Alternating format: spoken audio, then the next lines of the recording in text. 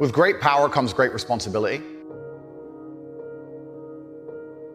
My content existed because I tried my very hardest to be an absolute and utter realist, especially with uncomfortable truths. I was pointing out that very uncomfortable. Is that a truth? It's an uncomfortable truth in many parts of the world. It's not a truth that I'm happy about. I don't want to be seen as a negative influence in the world. I know that there's a whole bunch of men. I get thousands of emails a week from men whose lives I've saved. I get thousands of emails a week from men who are on the verge of suicide and I've saved their lives. I believe in protecting and providing. I've been misunderstood. I don't want anybody to be offended by anything I say. I want to be a positive force in the world.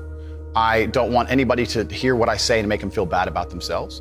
I want all people to live righteous and good, whether they're male or female. I think righteous is living true to your heart and knowing that you're doing good by people, not snaking anybody, not lying to anybody. I know I live a very righteous life. The government is not capable of helping the poor. And this is why it's so important as a person, you take personal responsibility and understand you're living in a world where the matrix can be cracked. You can make a bunch of money, but you need to take responsibility and do it. I refuse to accept that there are people out there who cannot become happy, contented individuals. I refuse to accept we live in a world where God has created people who, no matter how hard they work and how good their life becomes, can't be happy. I don't accept that. I accept that the universe is a very giving place and that God loves all of us. And if you try your best and you work hard, you can become a better person. I'm telling the younger generation that if they don't get up and work hard and make sure that they're important, that the world's not going to give a shit about them. 99% of my content was aimed at men, telling them the truth, saying that as a man, you're born with no inherent value. You have to become important. You have to go through some pain or go through some suffering to make people care about you. Otherwise, you're not going to matter. As a dude, if you walk into the party and you've put no effort into your life, nobody gives a shit. Nobody cares about you. And every man out here knows. And one of the great things about the masculine journey and masculinity is that we've all lived a semi-similar story. It's kind of cool. Like, we've all been the teenager, gets heartbroken. We've all been unimportant. We've all worked hard and then started to get some clout. And then we've all kind of lived the same kind of journey. So I say to everybody out there, yeah, if you don't follow that path and follow that journey and in one way or another get to the top, whether it's fighting, whether it's comedy, whether it's musician, whatever it is, if you're just going to stay somewhere near the bottom and then at the age of 44, email me saying I'm depressed, well, of course you're depressed. Loser. Yeah. But that was your choice because you have to build yourself as a man. And if you decide not to build yourself, then your life's going to suck.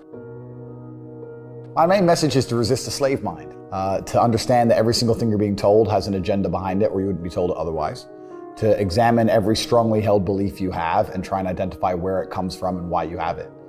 I sit and argue with people, I discuss things with people, and they so fervently believe a point. And I say, why do you believe that so much? Like, do you have personal experience? No, but I saw the news.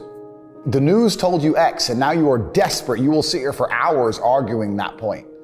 A lot of people are completely empty vessels ready to be programmed. And I try and tell people, listen, to just stop for a second and understand that the things they're telling you to believe are not necessarily for your benefit. The people who make the rules don't make the rules for the benefit of everybody. They make the rules for the benefit of the people who make the rules of the game. So telling people to resist a slave mind and just be critical thinkers, keep their brain open, pay attention to things, be perspicacious, that's the general theme. And it doesn't matter whether you're left, right, liberal, man, woman, etc. It's just think for yourself. That's the general message. I believe men and women are a beautiful union. I think we're slightly different, but when we work together, we're the most powerful force in the world. And I certainly believe that men and women, when they work together, it's the most beautiful force on the planet. So of course I believe in men and women. Of course I believe in love. Of course I believe in marriage. Of course I believe in family. Okay. I believe in marriage in the traditional sense. I believe a man has a duty to stand up and be a real man. I believe that the problem with the world today that we are facing is that not enough men are sticking to the age-old ways of masculinity. I believe that me standing up and saying a man must protect a woman and provide for her, so he needs to make sure that she's safe. He needs a degree of authority. I believe women are sovereign individuals and they can make any choice they so desire. I think that it's important that we remember that a man has a duty. I think I certainly in my relationship have a financial responsibility to provide for my woman. My woman would never have to work unless she wanted to because I'm the kind of person who works hard enough. And I'll make another point that needs to be said. The number of women who have stood up and stuck up for me is ignored.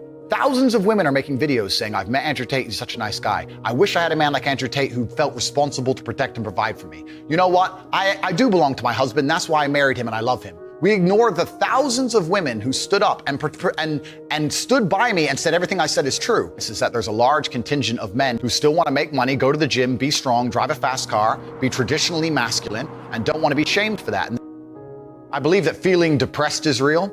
I don't believe depression as a clinical disease is real. No. I think PTSD is very real. Unfortunately, I have some friends who suffer from that. I know that feeling depressed is real. I believe that the number one power you have against these things are trying to take control of your own mind and affecting your own life. I believe that it's not healthy to hand over all your power and believe that depression is an outside disease that you can't affect. I know that when I've had difficult periods in my life, and also many of my friends, like I've said, suffer from PTSD and been through terrible things.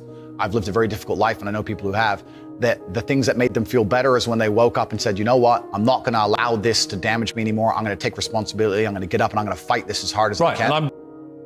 If someone comes to me and says I'm clinically depressed or I feel very, very sad, I would say the first thing you need to do is stop accepting the identity of a clinically depressed person. Stop accepting you have no control over this. And what you need to do is stop identifying that way, and let's work together to try and fight against it. A lot of people who are clinically depressed are suffering with something in their life, and if you fix the problem in their life, perhaps they won't feel depressed anymore. The thousands of people who have emailed me saying, my doctor told me I was clinically depressed and it's a disease that I have got in my brain and I can't be fixed. And I started listening to you and I realized that that's not the case and I can fix my own life, and you're the only person who has ever helped me. I believe feeling depressed is real. I do not believe it's a disease that you catch from the sky and you cannot affect. I believe that no matter what happens, I believe you have control of your own mind and you can fight against it. I believe if you change your circumstances in your life, you may feel different. I'll give you a quick example. I had a guy who emailed me saying he was clinically depressed and he was going to kill himself. I obviously am not a psychiatrist, I'm not a doctor.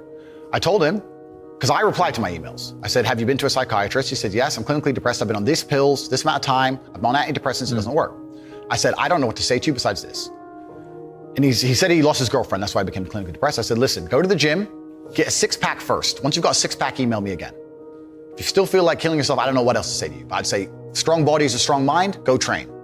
He went, he started sending me progress pictures, emailing me him getting in better shape, and eventually got a six-pack. He's now a professional bodybuilder. And he said, I can't believe I was considering that. I feel so much better, etc. The doctor who was telling him he was clinically depressed and couldn't cure it, he started taking control of his own life, and now he felt better. That if somebody has depression of any kind, whether it's clinical, whether it exists or not, whether they feel depressed or not, whatever, that taking control of their life, taking personal responsibility and working hard is always going to be the positive, best thing they can possibly do for their life going forward. How positive is it?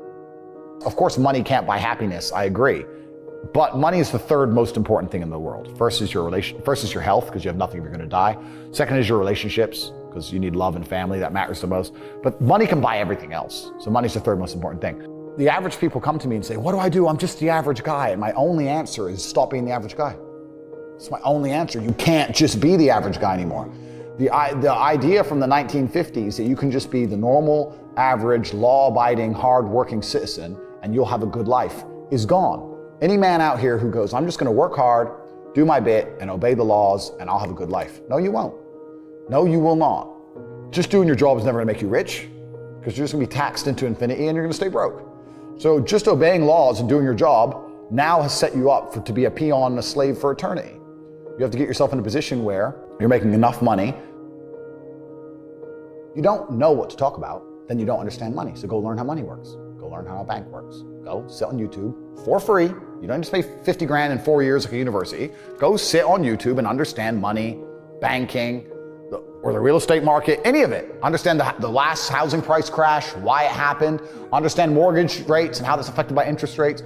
Understand it, and then go sit with someone else who understands it and talk about it. People should, even if they haven't got a penny in the world, should be going to these meetings about real estate, about investing, that especially if it's cheap, they should go. Just meet other people who at least have money. Have conversations about money. Talk about it. How are you going to get what you don't talk about?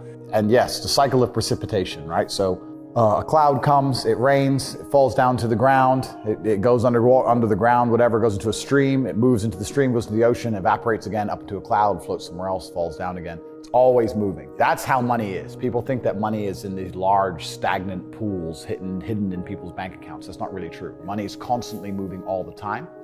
And if you can find a way to get in between it and stand in the right place at the right time, you're gonna get wet. I think that's the new modern way to view the world. It's an attention economy. It doesn't matter what you do. If you're getting attention, you'll make money from it. One habit that people need to adopt, and this is a habit I had for a very long time, and I've actually recently cleared it from my brain because I've reached a point where peace of mind is worth more than money.